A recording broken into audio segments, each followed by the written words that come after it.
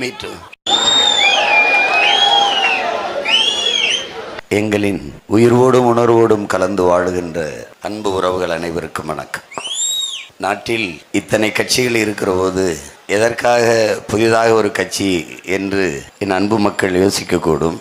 பல கட்சிகள் இங்கே ஆட்சி அதிகாரத்தில் இருந்து என் மக்களை ஆட்சி செய்திருக்கிறார்கள். இது ஆழ்ந்து என்னிலும் இளைய என் தம்பி தங்கைகள், பேரன்புமிக்க என் பெற்றோர்கள் சிந்திக்கணும். இது எதற்கு சொல்லுகிறேன் என்றால், உங்கள் அன்பு மகன் சிந்திக்க வேண்டும். சிந்தித்தால் ஏன், எதற்கு, எப்படி என்ற கேள்விகள் வரும். அந்த கேள்விகள் தான் அறிவின் பிறப்பிடம் என்கிறான். எது ஒன்றையும் சந்தேகம் என்கிறான் மார்க்ஸ். ஆனால் சிந்தித்தால் சந்தேகம் வரும், சந்தேகத்தால் கேள்வி வரும். ஆனால் என் மக்கள் எதையுமே யோசிக்காம 60 ஆண்டுகளாக நீங்க 2 கட்சிக்கு மாறி மாறி வாக்கு போட்டு எங்களை தூக்கி இப்படி தெருவில் போட்டதை தவிர நீங்க சாதிச்சது என்ன சொல்லுங்க?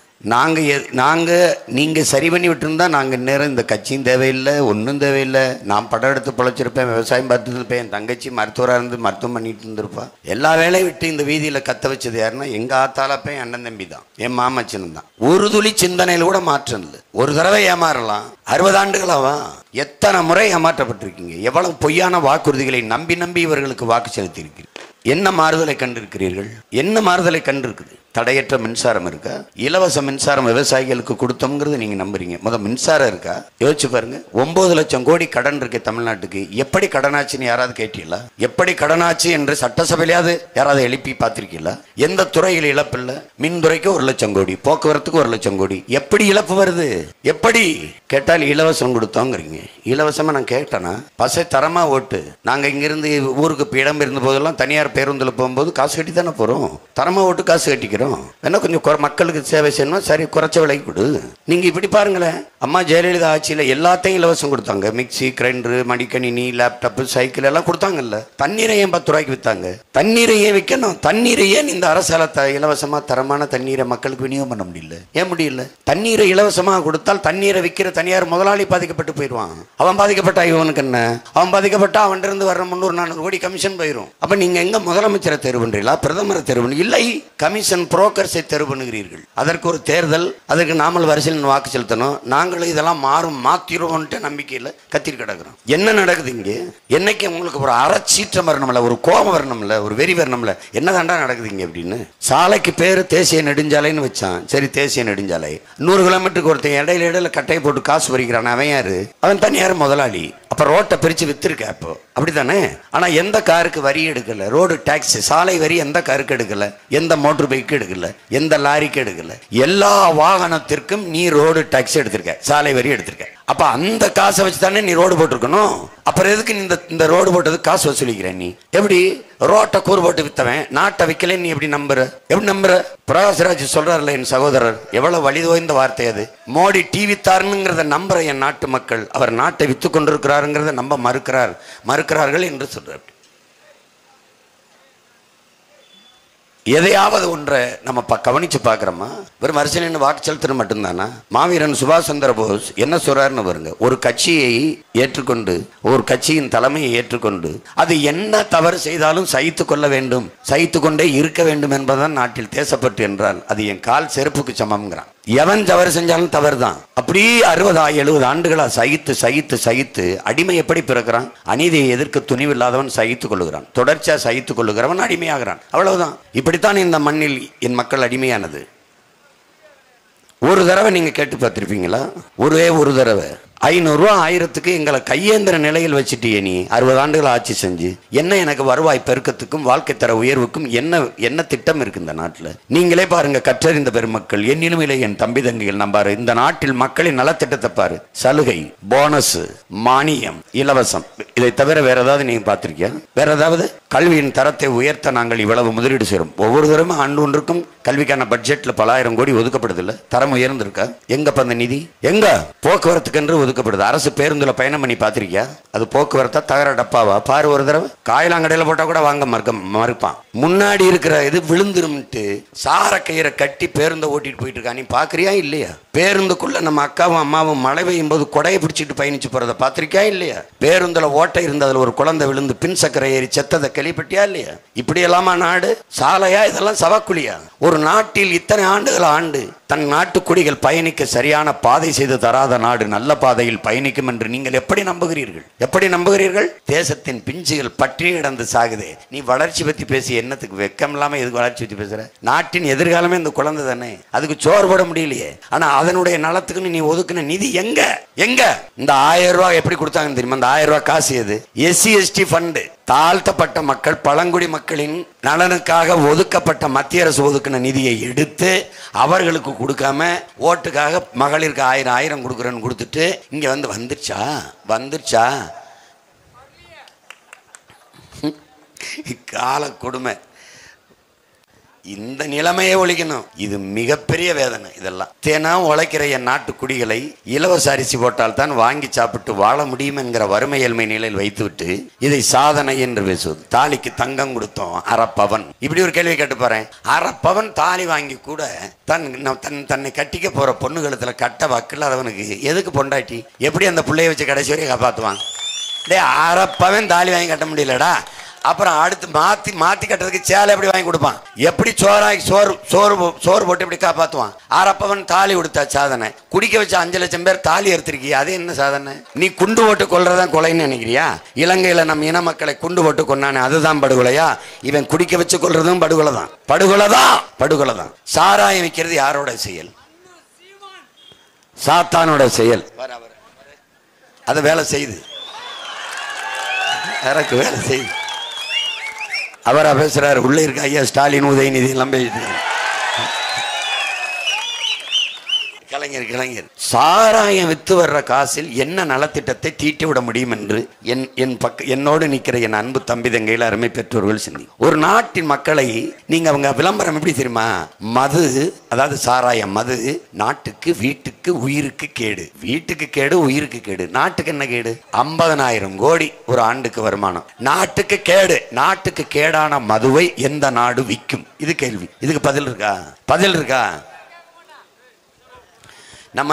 நம்ம எப்பவுமே கோவப்பட்டதில்லை, கவனிக்கிறது இல்லை. ஏன்னா நம்ம ஓடிக்கொண்டே இருக்கோம். வறுமையை துரத்தி விடுறதுக்கு நமக்கு என்ன செய்ய? தினம் வேலைக்கு போனால் தான் சாப்பாடு. ஓடிக்கிட்டே இருக்கோம். ஆனால் என்ன நடக்குது? கேரளாவில் முழுமையான கல்வி அறிவு பெற்ற மாநிலங்களில் கேரளா இருக்கு. இப்போ நம்ம 100 பேர் இருக்கோம்னா 90 பேர் தான் படிச்சிருக்காங்க சீமான், 80 பேர் தான் படிச்சிருக்கான். 100 பேரையும் முழுமையாக 100 விழுக்காடு கல்வி அறிவு பெற்ற மாநிலமாக நம்ம மாநிலத்தை மாற்றணும்.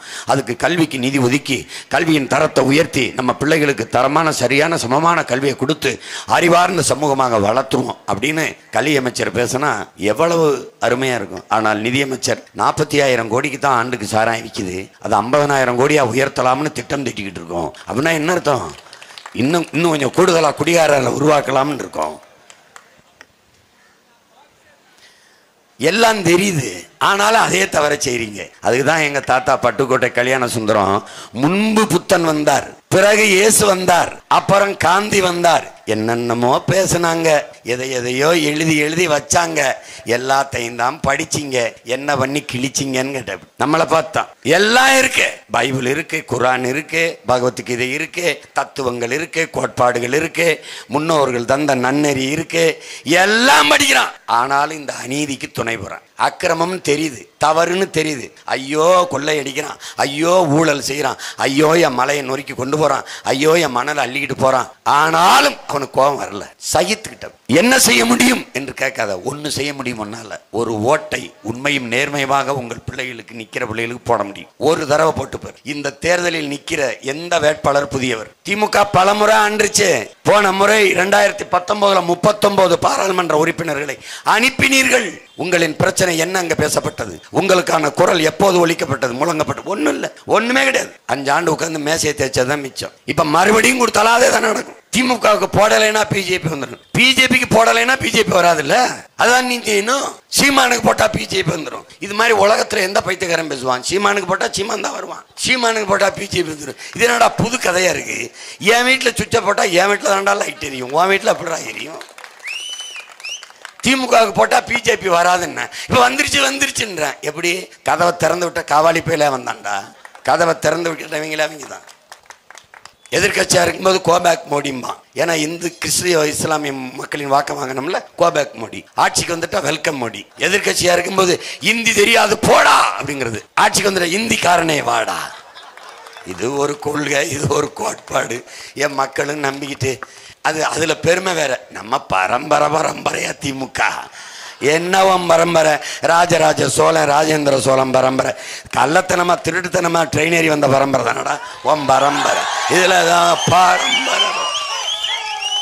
பரம்பரை பெரிய பீத்த பரம்பரை. அதை பேசிக்கிறது. 29 ஆண்டுகள் தான் என் பாட்டேன் ராஜராஜனும் அவன் மகன் அரசேந்திரன் ஆண்டிருக்காங்க. 29 ஆண்டுகள் உலகத்தை கட்டி ஆண்டிருக்கான் என் பாட்டேன். 60 ஆண்டுகளா மாறி மாறி சோழனை விட அதிகப்படியா ஆண்டிருக்கேன். என்ன மாறி இருக்கு? இந்த நாடு வாழ்வதற்கு, நாடு வளர்வதற்கு நீங்கள் யாரும் வாக்கு செலுத்தவில்லை. கருணாநிதி வீடு வளர்வதற்கு, வாழ்வதற்குத்தான் 60 ஆண்டுகளாக நீங்க பாடுபட்டு கொண்டிருக்கிறீர்கள். போராடி சுதந்திரத்தை பெற்று இந்திய தாய்மொழியாக கொண்ட ஒன்றை கொடுத்துட்டு எல்லா மொழிவழி தேசிய இனமும் இந்திக்காரன் அடிமைப்பட்டு கிடக்குது. அவன் சொல்றதை நீங்க கேட்க வேண்டியது. இந்தி படி 50,000 ஆண்டுகளுக்கு முத்த தமிழ் மொழியின் மகன் நான். 500 ஆண்டு கூட தொடாத இந்திக்காரன் நீ. 500 ஆண்டு கூட இன்னும் நிறைவாகல. நேத்து பிறந்தவன் நீ. என் மொழி இயற்கையின் மொழி, இறைவன் பேசிய மொழி. மணி நெற்றி உமிழ் சங்கன் தலல் புரை சுடர் கடவுள் தந்த தமிழ்ங்கிறான். சிவபெருமானே தந்த தமிழ்டாங்கிறான். நீ என்னை இந்தி படிங்கிற. இந்தி எதுக்கு படிக்கணும் சொல்லு? வட இந்தியாவில வேலை. வட இந்தியக்காரன் என்ன மயத்துக்கு என் ஊருக்கு வேலைக்கு வரேன்? நீ வா எங்கூட சோன் பப்படி சொட்டு சமக்காலம் வைக்கிறவன்லாம் யாருன்னு பாரு. அவன் தான். என் ஹோட்டல்ல மேச துடைக்கிறது யார்? அவன் தான். அப்ப வேலை இந்தி படிச்சா வேலை கிடைக்கும். ஏன் என்ன ஏமாத்துற? தேவை என்ன படிச்சுக்கிருவேன். கட்டாயம் படிங்கிற. நீ பெரிய ஆண்மகன் தானே. பாராளுமன்றத்தை கட்டி இந்தியில கல்வெட்டு, இங்கிலீஷ்ல கல்வெட்டு, சமஸ்கிருதத்துல கல்வெட்டு. இப்ப தேர்தல் அறிக்கையை சமஸ்கிருதத்துல வெளியிடு. ஒருத்தர் வெளியிடு, சமஸ்கிருதத்துல வெளியிடு. தேர்தல் அறிக்கை என்னன்னு? தமிழ்நாடு தேர்தல் அறிக்கை என்ன வரல? பிஜேபி வெளியில்ல, காங்கிரஸ் கூட வெளியிட்டுச்சு. இவங்க வெளியில்ல. வெளியிட்டா எனக்கு யார் பதில் சொல்றது? ஏப்ரல் 19 அப்புறம் வெளியில வந்தாலும் வர வாய்ப்பு இருக்கு. நீ வெளியில விடுவேன், எனக்கு வேலிடு பாயிண்ட்ஸ் எடுத்து கொடுப்பான். பாரு, எந்த கேள்விக்கும் பதில் இருக்காது. எதையும் செய்யறதுக்கு இல்லையே. நாங்கள் வென்று வந்தால் அதை செய்வோம். 10 ஆண்டுகள் என்ன பல்லாங்குழி ஆடிட்டு இருந்திய? என்ன பண்ணிட்டு இருந்த? கொடுமை. உன்னுடைய கொள்கை என்னன்னு கேளு பாரதிய ஜனதாட்ட. உன் கட்சி கொள்கை என்ன? பாகிஸ்தான் பக்கத்து நாடு, பசு மாடு, ஜெய் ஸ்ரீராம், பாரத மாதாக்கு ஜெய். இதை தவிர ஏதாவது சொல்றான்?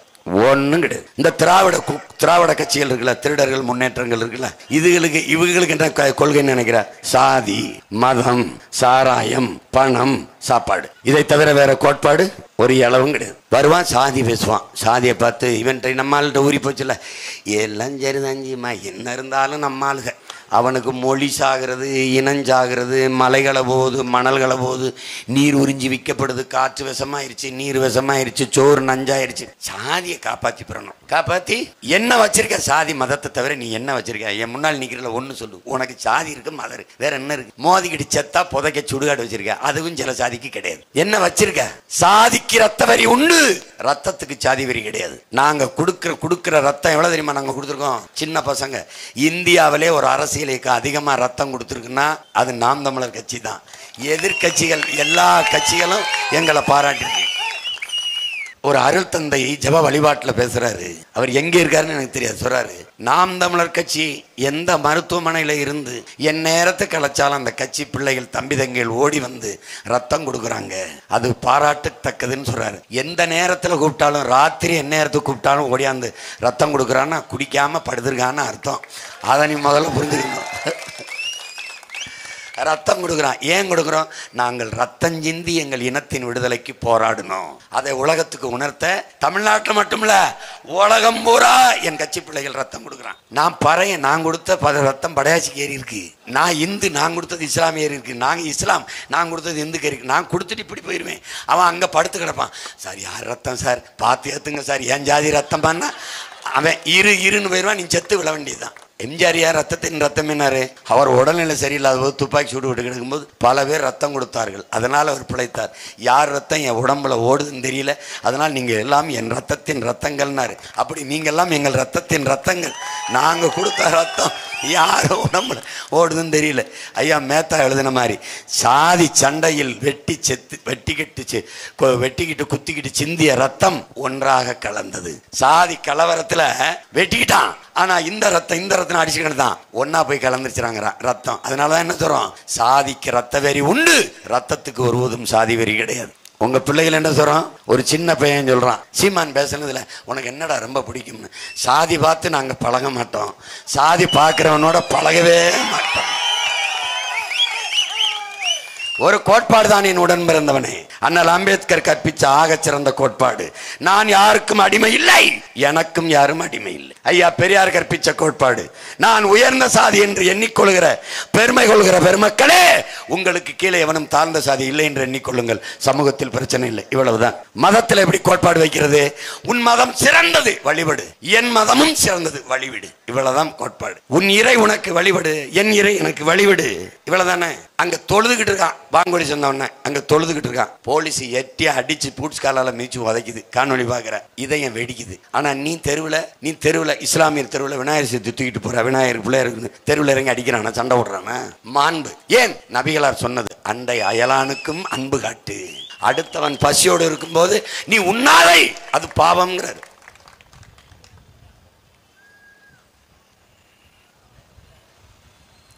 ஏதோ பாருங்க, ஒரு புரட்சிகர மார்க்கம் வந்தது இஸ்லாம், ஒரு புரட்சிகர மதம் வந்தது கிறிஸ்தவம். இயேசுபிரான் சொல்லுகிறார், இயேசுபிரான் உன் இனம் சார்ந்தவனிடத்திலே உன் அரசாட்சி இருப்பது மாதிரி பாத்துக்கங்கிறார். அதைத்தான் நான் பேசுறேன், என்னை பாசிஸ்ட்ங்கிறேன். அதைதான் நானும் சொல்றேன், அதைத்தான் சொல்றேன். என்ன சொல்றார், நல்லாண்மை என்பது ஒருவனுக்கு தான் பிறந்த இல்லாண்மை ஆக்கி கொள்ளல்னு என்னுடைய வேதம் சொல்லுது, திருக்குறள்.